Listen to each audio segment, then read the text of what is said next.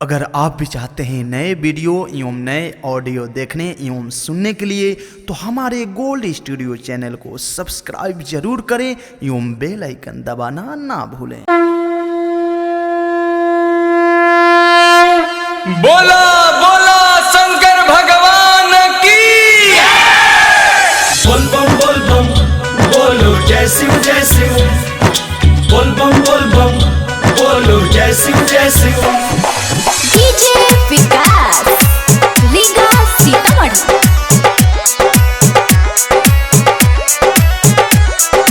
बोल बम बोलो जय शिव जय शिव।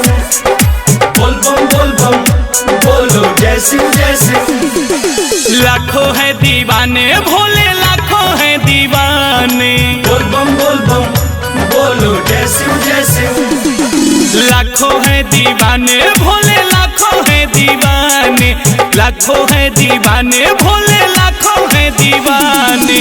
सारा दुखियों का दुख, सारा दुखियों का दुख तू ही तो जाने। लाखों है दीवाने भोले, लाखों है दीवाने।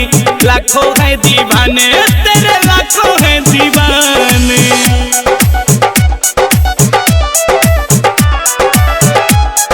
रिकॉर्डिंग बाय बिहारी म्यूजिक चकिया।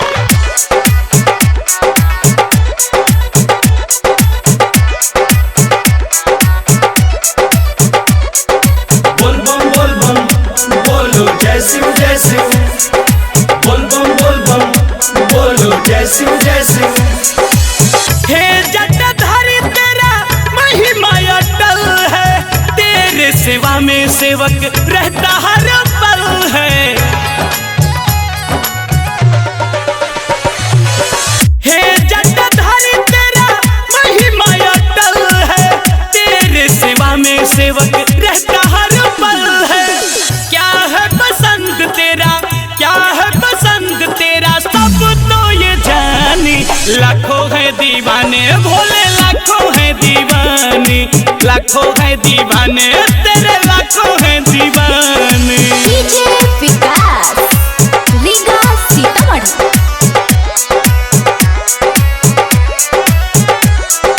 बोल बम बोलो जय शिव जय शिव। बोल बम बोलो जय शिव जय शिव। चौखट से कभी कोई जाए न खाली, दुखियों की बात भोला कभी न टाली। चौखट से कभी कोई जाए न खाली, दुखियों की बात भोला कभी न टाली। विनोद बेदर्दी सोनू, मुन्नालाल विशाल सोनू महिमा बखाने। लाखों है दीवाने भोले, लाखों है दीवाने। लाखों है दीवाने तेरे, लाखों है दीवाने। सारा दुखियों का दुख, सारा दुखियों का दुख तू ही तो जाने। लाखों है दीवाने भोले, लाखों है दीवाने। लाखों है दीवाने तेरे, लाखों है दीवाने। मिक्स बॉय बिहारी म्यूजिक चकिया।